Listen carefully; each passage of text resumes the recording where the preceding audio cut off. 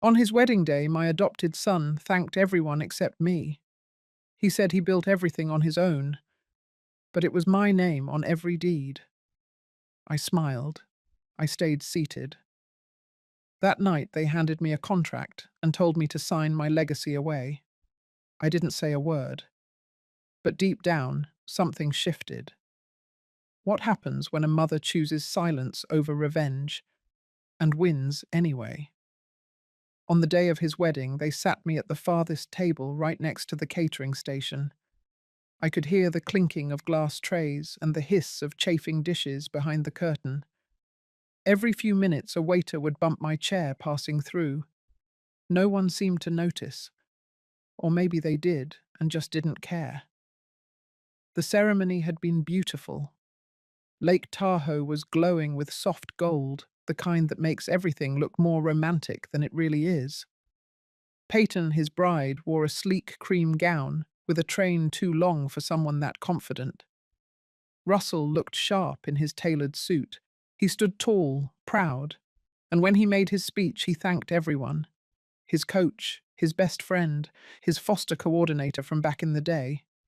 Everyone, except me. I didn't flinch. I clapped with the rest. But inside, something folded in on itself. I had raised him since he was 10. I gave him a bedroom when he came to me with just a plastic bag and a silence that scared even the social worker. I taught him to drive. I taught him how to show up for people. But I guess some lessons don't stick. Later that evening, when they opened the dance floor, someone handed me a flute of champagne. The glass was sweating from the cold, but my hands were dry. I held it without sipping.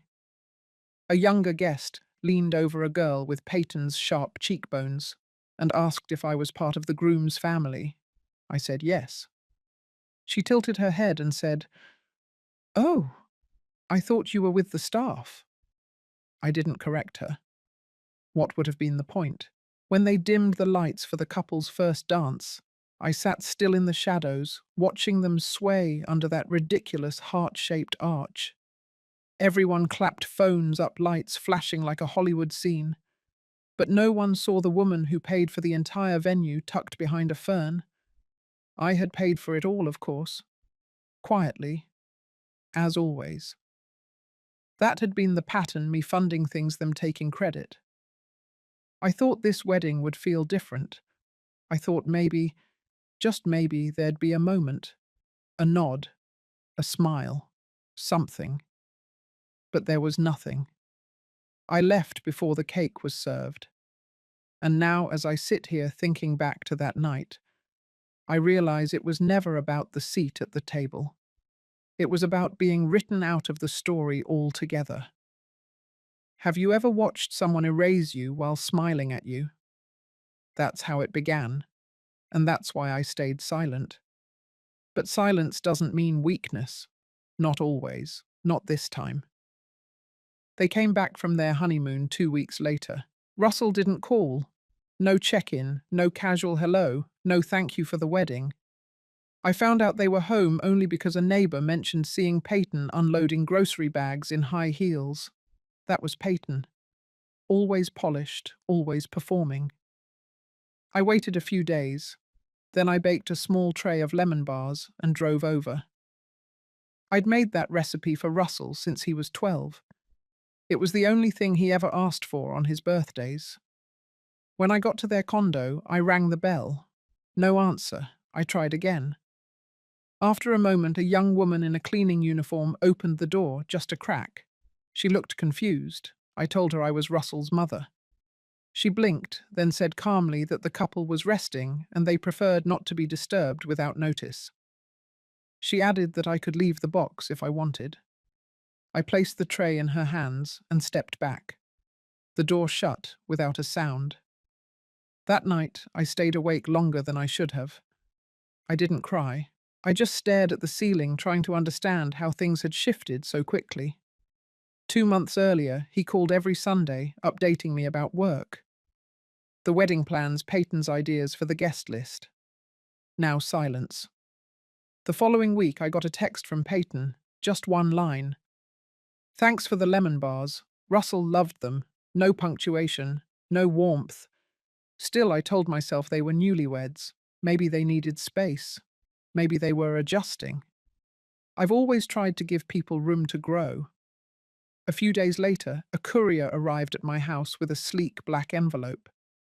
Inside was an invitation to a private founders' dinner. I was surprised to see my name printed on it, gold foil and all.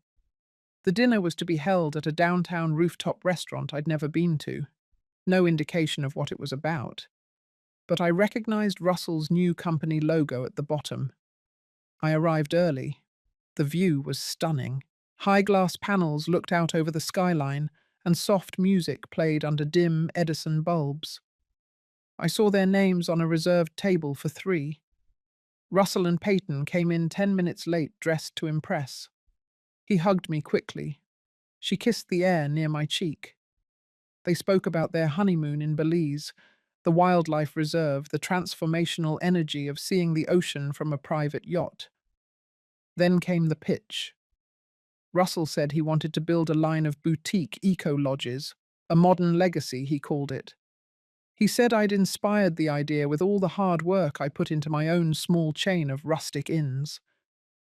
Peyton chimed in, calling me a pioneer in the space. Then came the folder. Pages of projections, brand plans, and at the bottom a spot marked signature.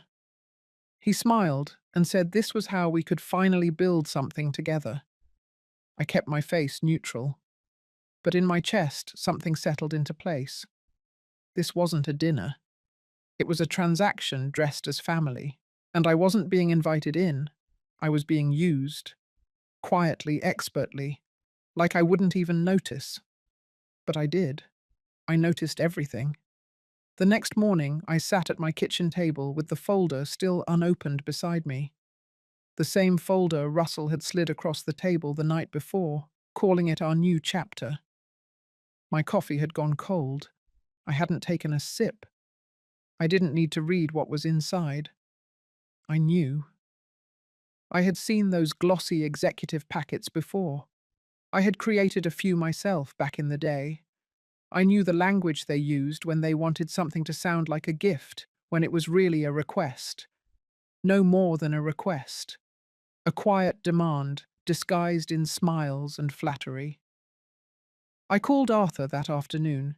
He was my attorney for nearly 15 years. I trusted him because he never told me what I wanted to hear. He just told the truth. When I handed him the folder and said it came from Russell and Peyton, he looked at me for a long moment before flipping through it. He didn't need long. After maybe 5 pages, he pushed his glasses higher up his nose and leaned back. The transfer of title was buried deep in the packet under a clause labelled Management Streamlining. If I signed where they marked, I'd be handing over the ownership of 3 out of the 5 inns I still held. Russell had already filed paperwork for a new LLC with himself and Peyton listed as primary owners. My name appeared once under a vague advisory role that had no voting power, no rights, and no access to bank accounts. Arthur kept his voice steady. He said this kind of thing happened more than people liked to admit. Family trusts, asset transfers, always dressed up as legacy planning. I asked him what he would do if it were his mother. He didn't answer. He just closed the folder and said we had work to do. That evening, I walked through one of the older inns I still operated. The paint on the shutters had started to peel. The front path was littered with dry leaves. I bent down and picked up a few myself. I had the maintenance crew scheduled for the weekend, but something about being there, about walking those old wooden floors I once varnished myself, made everything feel clear. That place wasn't just a building. It held the weight of 1,000 decisions. The sleepless nights I spent booking contractors. The nights I drove up alone in the snow to fix a pipe, because hiring a plumber on short notice would cost more than I could afford. It held years, decades. My fingerprints were in every corner. Russell knew that. He had grown up in these halls, running barefoot across those creaky floorboards. He'd helped me fold laundry in the back room during spring break. He'd watched me hold this whole business together with duct tape and grit, and now he wanted to rebrand it, package it, sell it under his name. I stayed until dark, turning off each light one by one. Then I drove back home and sat in my driveway for a long while, hands still on the wheel. I wasn't angry. Not exactly. But there was a chill sitting in my chest that wouldn't leave. A quiet awareness that something had shifted in ways I couldn't fix with a conversation or a holiday dinner. I had spent so many years believing that love would create loyalty, that being there for someone would be enough to make them stay good. But I was wrong. Sometimes love doesn't bind. Sometimes it blinds. And when the veil finally lifts, it doesn't come with a loud sound. It comes with silence, the kind that follows after a door has closed behind you, and you realize no one is running after you to open it. A week passed before I heard from Russell again. He sent a short message asking if I had reviewed the documents. No greeting, no warmth. Just a sentence that felt more like a reminder than a conversation. I didn't reply. 3 days later, I received a formal email. This time it came from a business account under the name of their new LLC. It included a follow-up packet and a message stating the urgency of streamlining ownership structure for upcoming investor interest. There was no mention of our family, no acknowledgement of what those ins meant to me, just bullet points, numbers, and deadlines. That night I pulled out a box of old photographs. I hadn't looked through them in years. There was one of Russell, maybe 15, standing beside me on the porch of our first inn. His face was soft, younger still unguarded. He was holding a tray of cookies we made for guests that Easter weekend. I remember the way he had smiled when the guests complimented him, the way his chest puffed out just a little. Back then, he wanted to help. He wanted to learn. There was a light in him, a hunger to belong, and I gave him everything I had. I built that sense of home around him. I tried to be the person he could always turn to, the one who would never give up on him. But people change. Or maybe they return to who they were before the world expected kindness from them. The next afternoon, Arthur came by my house with a cup of black coffee and a plan. He had reviewed every line in their documents, flagged every clause that transferred control without compensation. He asked me if I wanted to contest it directly. I told him I didn't want a war. I wanted clarity. So he made a suggestion. We'd create a temporary shell company in my name, quietly transfer my shares from the inns I still owned into that entity, freeze any access to the books unless approved by both me and Arthur. No announcement, no drama, just legal repositioning. I agreed. A week later, Peyton called. Her tone was overly sweet. She said she'd love to get lunch and talk through any hesitations I might be feeling. She said they had big plans and they didn't want me to feel left out. I said I was busy and ended the call. That evening, I visited one of the inns unannounced. I sat in the dining room just as I used to when I lived upstairs. The staff was new, most of them young and efficient, but unsure of who I was. I watched how they moved, how they treated guests. It was professional but cold. Everything was polished, but something was missing. It wasn't about the decor or the amenities, it was the feeling. That sense of being seen, of being remembered. I had built that in every room. It wasn't written into manuals or procedures. It came from presence, from care. Russell and Peyton didn't want legacy. They wanted a brand. They wanted numbers and logos and curated Instagram feeds. And for that, they needed me gone, or at least quiet. But I wasn't going to disappear. Not this time. Not just because someone thought they could outpaper me. I stayed until the last guests finished dessert. I walked the back hallway where we used to keep handwritten guest journals. They were gone now, replaced by QR codes and online surveys. That night, I finally opened my laptop and began drafting something I hadn't touched in years. My story. Not for them, not for court, but for me. Because sometimes the only way to protect what you've built is to remember it out loud. 2 weeks passed without a single word from Russell or Peyton. Not a call, not an email. The silence wasn't passive, it felt deliberate, and for the first time I didn't rush to fill it. Instead, I went back to the basics.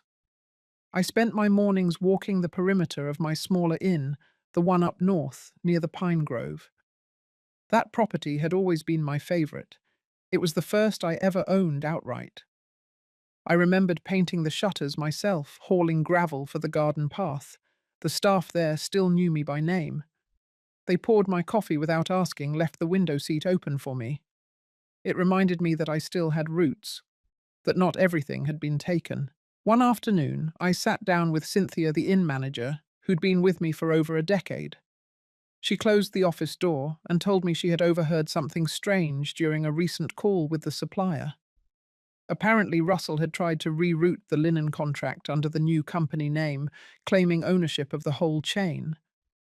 Cynthia hadn't responded, but she had taken notes, detailed ones. I asked her to forward them to Arthur. That night, Arthur called me from his office. He had pulled the registration on the LLC Russell filed. Then he went further. He found Peyton's signature on several other business ventures over the last 5 years. Shell companies, mostly inactive, often dissolved within months. There were patterns, startup investments followed by legal disputes. Civil claims settled quietly, names switched out, histories scrubbed. Arthur didn't say it directly. He didn't have to. Peyton had done this before. Maybe not with family, but certainly with people who trusted her. And now I understood why the tone had shifted so quickly, why Russell had become distant. She had him wrapped in a vision of control disguised as expansion, and he had let her steer. Still, I didn't move in anger. I moved in layers. Arthur and I reviewed all active contracts tied to the inns I still held. We quietly pulled them from Russell's LLC, citing misrepresentation. Arthur handled it with surgical precision. He also began drafting new bylaws for my personal holdings, shielding them under a trust that excluded all non-blood heirs, unless named directly. I didn't add Russell. Instead, I called my accountant and made another change. The quarterly funds I usually allocated for discretionary business development were redirected into a scholarship fund, one I would name after my own mother, a woman who raised 5 children while running a roadside motel with her bare hands. The fund would support older women starting over women who had spent decades giving only to find themselves discarded once they were no longer useful. It felt right.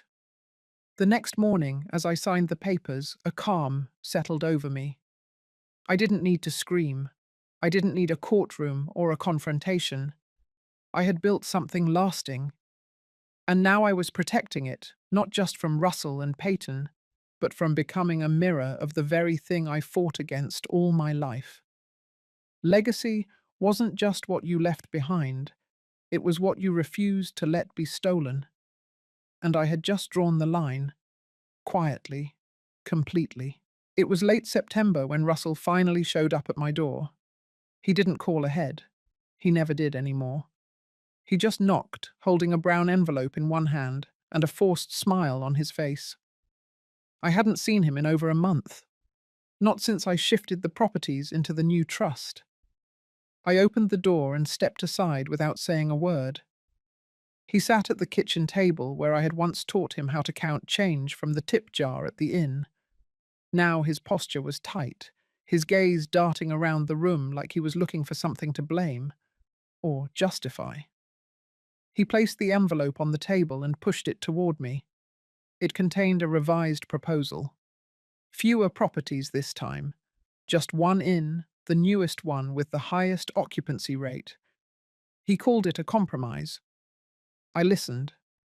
I nodded at the appropriate moments. But I didn't touch the envelope. He launched into a speech about timing, branding, generational progress. His words were rehearsed, polished, like he had been coached by someone else. Peyton's cadence echoed in his phrasing, in the way he used terms like scalability and equity positioning. He said this was about honoring my legacy by making it evolve. When he finished, he leaned back and waited. I stood up, walked to the sink, and rinsed out my coffee mug. I didn't answer him. Not right away. He shifted in his seat. His confidence began to fray. And that's when he said something he hadn't said in years. He told me I was being emotional, that business required hard choices, that if I wasn't ready to move forward, maybe I was holding everyone else back. I felt a stillness rise in me. Not anger, not sadness, just clarity. I told him I had already made a decision, that the properties would remain under my control, that I had transferred management authority to a new team I trusted, that no agreement, past or future, would move forward without Arthur's sign-off. I told him calmly, directly, without hesitation. His face hardened. He said this wasn't what he expected from me, that I used to be more generous, more open. I smiled, but it didn't reach my eyes. I said I was still generous, just not blind. He left without finishing his coffee. That night I sat alone in the same spot. The brown envelope was still on the table. I didn't open it. I didn't need to. Instead, I wrote a letter, not to Russell, not to Peyton, but to myself. I wrote about the years I spent building something from nothing, about the weight of solitude, about the strength it takes to be soft in a world that rewards sharp edges. I folded that letter and placed it in the back of my journal. I wasn't sure if I would ever read it again, but I needed to write it, because that chapter with Russell was closing, not with a slam, not with a fight, but with a lock turning gently, firmly from my side of the door. There was no room left for negotiation, only boundaries and peace. A few days after Russell's visit, I received a letter from a law office I didn't recognize. It arrived by courier, hand-delivered, no return address. The envelope was thick, cream-colored, sealed with an embossed logo I had never seen before. Inside was a formal notice. Russell and Peyton were filing a petition for arbitration, claiming verbal agreements had been made between us regarding shared ownership and inheritance of business assets. There was no preamble, no phone call, no chance to speak as mother and son, just paperwork. Language carefully selected to sound respectful while making it clear they intended to fight for what they believed they were owed. Arthur came by that evening. He read the notice without surprise. In fact, he had predicted something like this would come, though he had hoped it wouldn't. He calmly explained what it meant, how the process would unfold, and what I could expect if it went to a full hearing. But I wasn't focused on the legal implications. I was still caught on the word they used. Inheritance. That word struck deeper than any court threat could, because it meant they had already decided I was no longer living in their version of the future. I wasn't a partner. I wasn't even a person. I was a stepping stone, a placeholder, someone whose only value came from what she could be turned into once she was no longer standing in the way. I closed my eyes that night and tried to recall the boy who used to fall asleep with his head on my lap during thunderstorms. I tried to find him in the man who now saw me as a barrier to his ambitions. I couldn't. The next morning, I drove to a local non-profit I had been quietly supporting for years. It helped single women over 50 re-enter the workforce, especially those who had been homemakers or caregivers most of their adult lives. I asked the director if we could talk. We sat in her tiny office for over an hour. I told her about my scholarship idea. But more than that, I told her I wanted to contribute in a different way. I wanted to fund a space, a retreat maybe, a place where women like me, those who had spent a lifetime giving, supporting, and being overlooked, could come to rest, plan, and rebuild. She was quiet for a long time after I finished. Then she nodded and smiled. That same afternoon, Arthur filed a formal response to the arbitration notice. It was short, clear. We contested every claim and provided documentation showing that no verbal agreements had been made and that all business transfers had been executed properly through legal channels. But that wasn't the part that mattered most to me. The next day, I sat down at my desk and began writing letters. Not legal ones, personal ones. To my former housekeeper who had stayed with me through lean years. To my first guest at the very first inn. To the widow who wrote to thank me last winter for keeping the fireplace lit after her husband passed. These people remembered me not for what I owned, but for how I showed up. And I needed to remember that too. By the end of the week, I felt something I hadn't in a long time. Steady. They could take me to court. They could twist the past into something convenient. But they couldn't change who I had been or what I had built with my own two hands. I wasn't going anywhere, and I wasn't going quietly. Dinner was held at one of the newer inns, Peyton's choice, of course. Everything was curated to impress: pressed linens, tall glasses that caught the candlelight just right, and a menu filled with dishes I could barely pronounce. The guest list was small but strategic. A handful of investors, two board members from the Regional Development Council, and a local journalist who had recently written a piece praising the rising power couples of hospitality. I knew why I was invited. It wasn't out of love. It wasn't out of reconciliation. I was there to be paraded, the matriarch, the face of the brand, a silent figurehead who would smile for photos and keep her mouth shut. I arrived early, wearing the same brooch I used to pin on when meeting bankers in the early days. It was shaped like a rose, slightly chipped at the edges. My late husband gave it to me after we made our first mortgage payment. No one at the table would know that, but I did. Russell greeted me with a stiff hug. His suit was too tight at the shoulders, and his smile didn't reach his eyes. Peyton hovered behind him, holding a clipboard and whispering last-minute notes to a server. As the evening unfolded, I played my part. I nodded when introduced. I answered politely when asked how I started in hospitality. I let them mention family legacy and seamless generational transition without interrupting. I let the myths roll out like a red carpet. But I was watching, listening. The investors were being courted to support a new luxury expansion, one that involved converting the last two original properties into event centers. The inn, where Russell learned to make coffee for guests at age 12, would be gutted. The garden I planted myself, dug with my own hands, would be turned into parking. After dessert, Russell raised his glass and gave a toast. He thanked everyone for their belief, for their partnership. Then he turned toward me.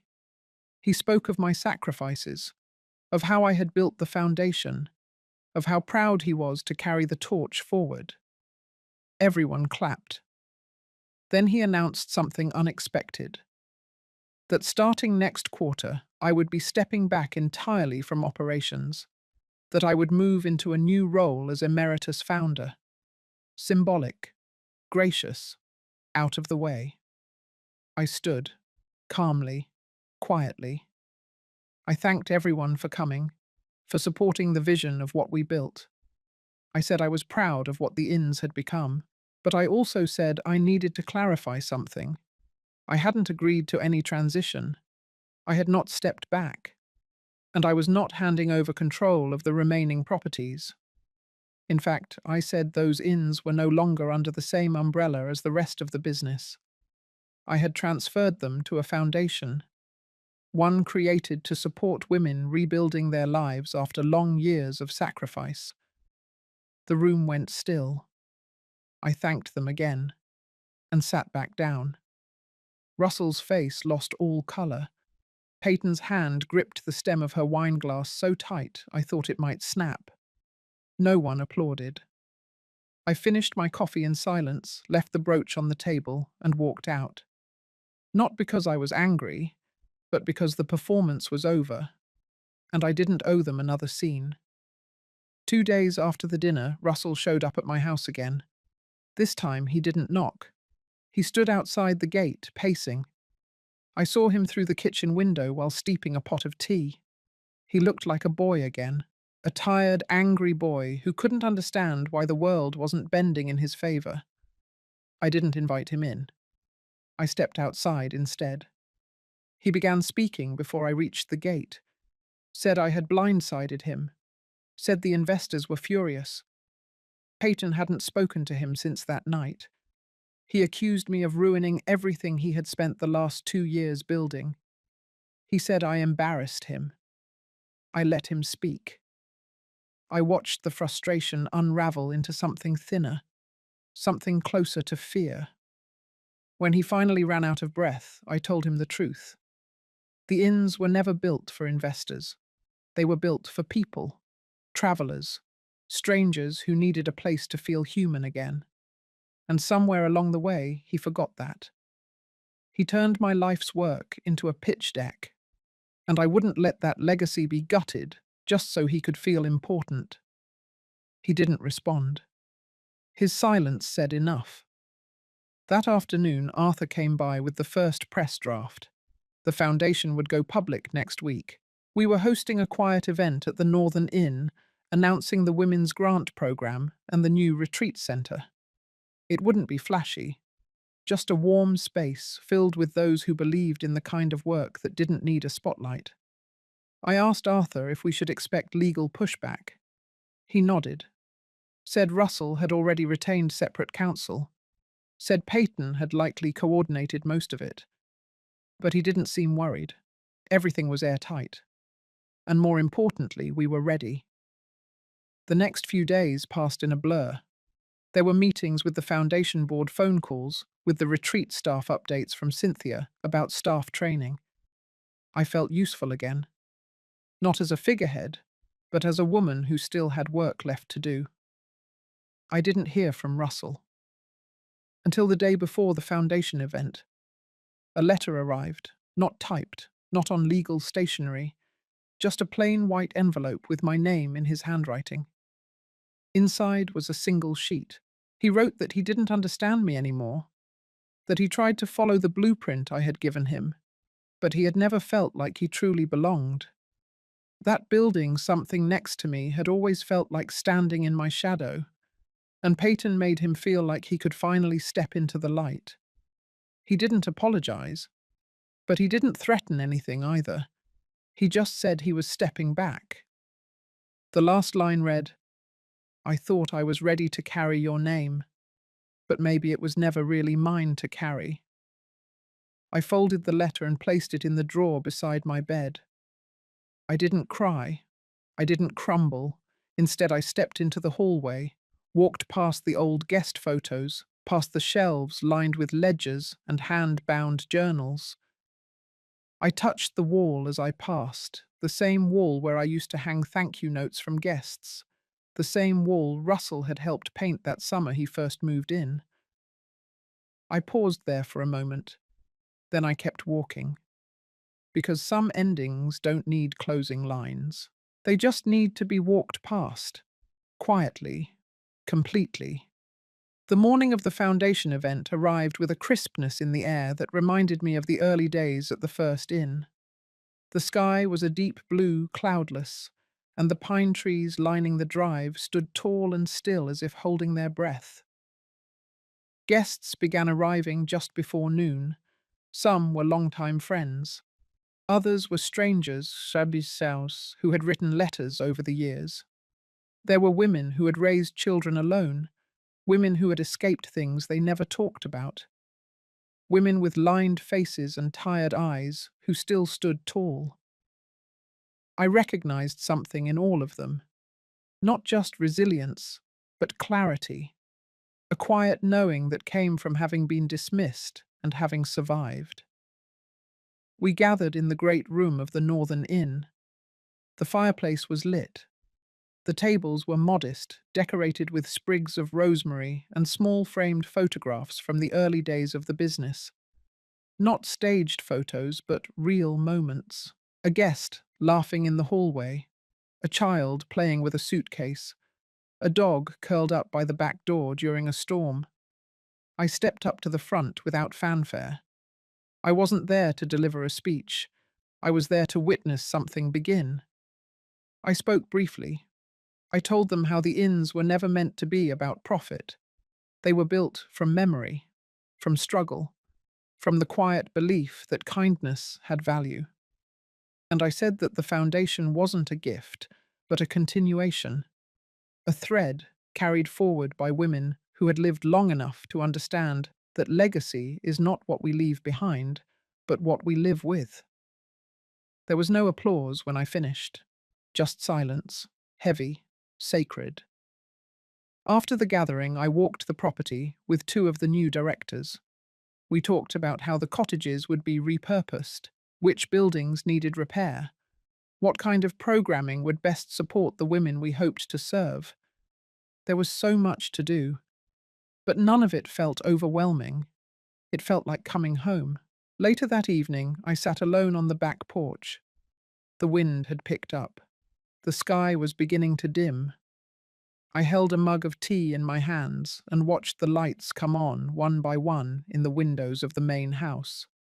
Russell never came. I didn't expect him to, but I thought of him. I thought of the boy he had been, the way he used to run down the hallway barefoot, always in a rush, always laughing. And I thought of the man who had stood outside my gate, so angry, so lost. I didn't hate him. I didn't feel sorry for him either. I just let the memory sit beside me for a while, like an old photograph you no longer frame but still keep in a drawer. Faded, but not forgotten. Then I stood up. The porch creaked beneath my feet. I stepped back inside and closed the door gently behind me. There was still work to be done, and I was not finished yet. Spring arrived without making a fuss. The snow melted in soft patches. The earth soaked up the thaw, and the garden near the back porch began to stir on its own. No one planted anything yet, but still something green pushed through. I found myself waking earlier, walking longer. I began spending mornings in the small cottage at the edge of the retreat property. It had once been a storage unit. Now it held rows of books, quiet chairs, and a kettle that never stayed cold for long. Some of the women called it the listening room. It wasn't part of the programming. But somehow that space became the heart of it all. Every so often a woman would sit across from me and speak, not always with words, sometimes just with silence, eyes full, hands trembling slightly as they held their mugs. They didn't need advice. They just needed not to be alone in their remembering. One day I ran into Cynthia near the kitchen. She told me someone had called the office, asking whether the founder would be willing to speak at a university panel. Something about women in legacy leadership. I smiled and told her to pass. I wasn't interested in panels. I was interested in planting. That afternoon I knelt in the dirt and planted lavender. My knees ached, my palms pressed deep into the earth, but it didn't matter. I wasn't building anything for approval anymore. I was grounding myself, making something grow that didn't ask for applause. The final piece of paperwork came a week later. Russell had signed it. A formal withdrawal from the arbitration process. No letter this time, just the signature. A clean ending. I sat with the envelope in my lap for a long time. Then I placed it in a drawer next to the one with his first letter. Not out of bitterness, but because stories, even painful ones, deserve to be kept. Not to relive, but to remember. That evening I watched the sun dip behind the hills. The porch was quiet. The windows glowed from inside the main house. Laughter drifted across the breeze. The kind of laughter that didn't demand anything. It just filled the air. I leaned back in the chair, wrapped a shawl around my shoulders and closed my eyes. Not everything had been healed, but something had shifted, and maybe that was enough. If this story reminded you of a moment when you were quietly erased or found the strength to reclaim your voice, you're not alone. Sometimes the most powerful thing we can do is choose peace over recognition, dignity over noise. If you've lived through something like this or seen someone who has, I hope you'll take a moment to share or reflect. Stories like these aren't just fiction. For many, they are the truth we carry. Thank you for listening.